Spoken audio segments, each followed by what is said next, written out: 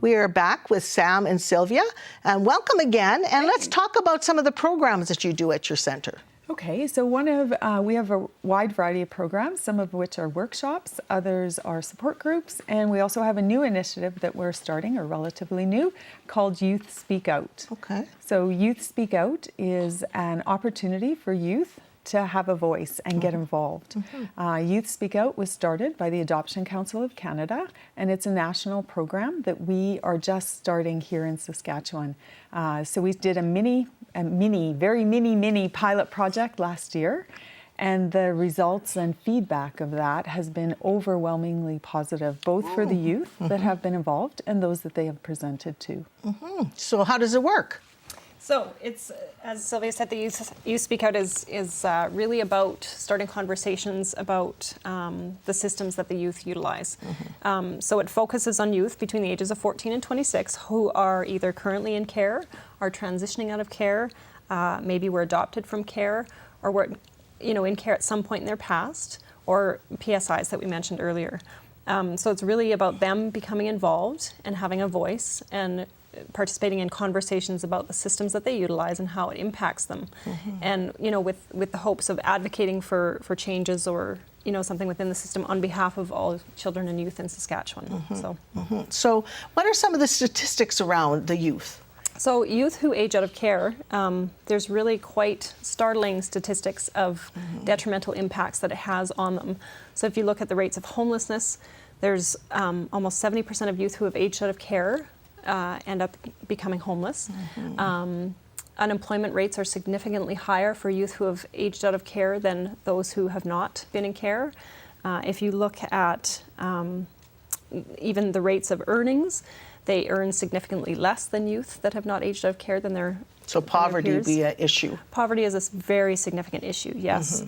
Half of those who age out of care will rely on social assistance within 6 months. So they're moving through a system, and then they end up moving into relying on other systems after they age out of care. So it's kind of a cyclic process if we don't deal with it, right, properly? Yes. So Very this much Youth so. Speak Out is trying to help this. So what are some of the things that you're doing that would try and counter this? Well, it's really about, again, providing avenues for them to have an opportunity to speak and to tell their stories, their experiences from within care, within the systems, how it's impacted them, with the hopes of people listening and then ultimately creating change within the system so that it can be improved, so that other children within the system moving through the similar systems or having a similar experiences to what they've had will experience a change or So let's talk about also mental health and suicide, because I know in young people that is a high statistic. It is, and it's even more significant for those moving through the system and aging out of care. If you look at the suicide rates of teens who have aged out of care, it's 4 times higher than their peers that have not. Much higher rates of anxiety and depression, higher rates of conduct disorders and developmental disorders, higher rates, the suicide rates are alarmingly much higher. It's really just devastating. So this program really needs help, right? We need to address this problem. We do. Yes. And so how can the people at large help? If you need volunteers or other people in the society that can help somehow? I think awareness is the biggest thing. A large message that we have heard from Youth Speak Out is don't judge all youth just because they are in care. So I think that awareness piece is a really big piece. And also getting involved in different organizations that help support youth within the system. That would be very important. And you don't need volunteers? Do you have volunteers, or you don't need to have a volunteer base? At this stage, we don't. We are looking at developing a volunteer base. So if people are interested, they can definitely come by our office and have a conversation with us.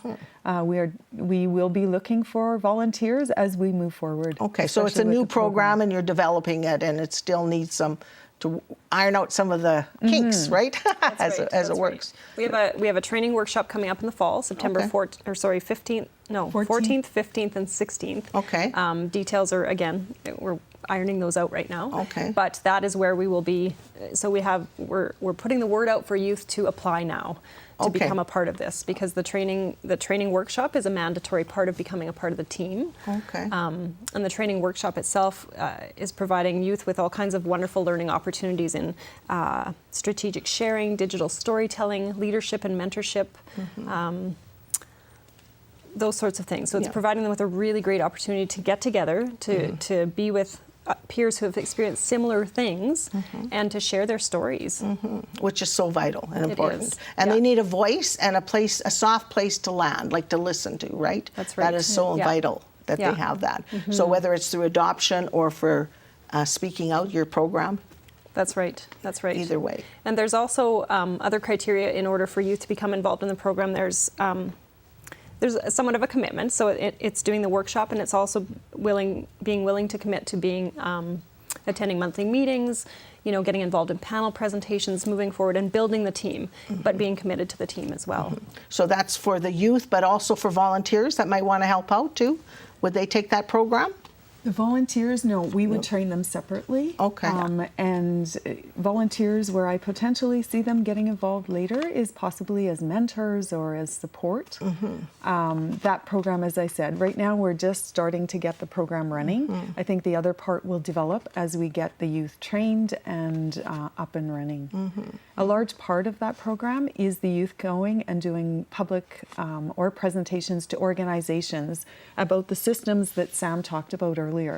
So systems like justice or social services or healthcare or education.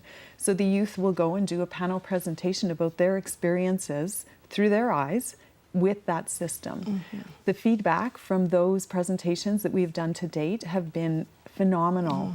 People who work in the systems have walked away going, wow, I never really thought of it through that lens.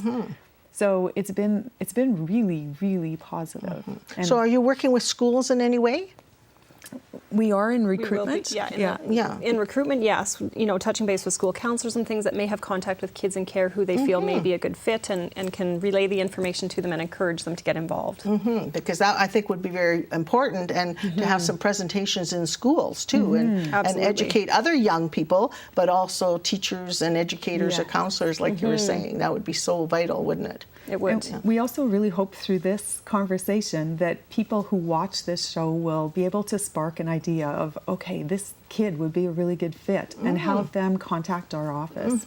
So we really need the word to get out that we have space. We will have space available within the training for youth to become involved. And you can take as many youth as show up? We will have a limit of 20, maximum 25 is all Okay. we can train Okay. for the amount of money we have received for the training program. And this is all funded by the provincial government? Yes. Yes, and so that's good that they're supporting Very young exciting. people, because I feel it's very critical to hit the youth and young people when they're really young. The younger you get to them, the easier it is to help them in Yeah. life and develop Yeah. skills. Do you want to talk about age?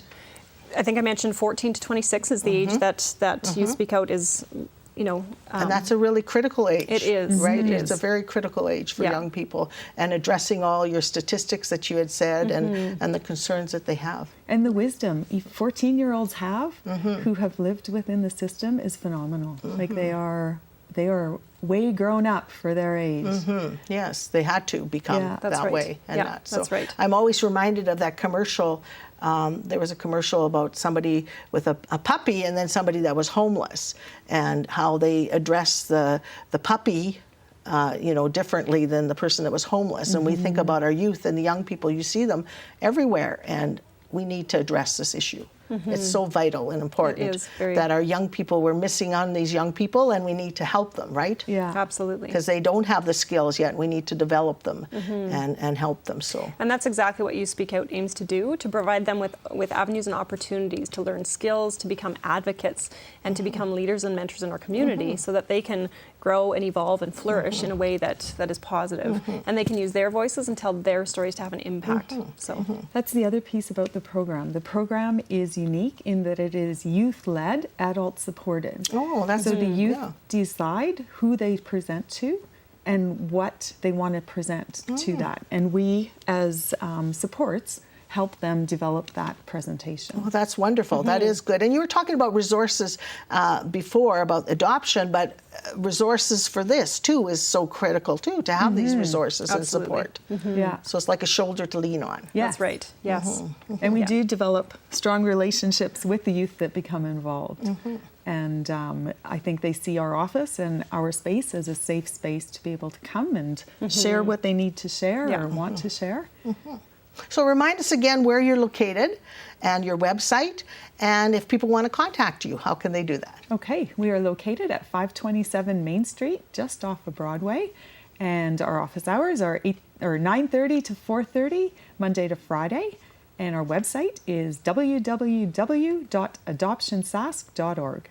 Well, thank you very much for being on my show, and it's great to have you here, and I wish you great success, especially with your 30th anniversary that's coming up. And remind us again where that is at. And That's going to be at the Broadway Theatre on October 27th in the afternoon. Check out our website and our Facebook page for more information. well, thank you again. Thanks for having us. Thanks for having us.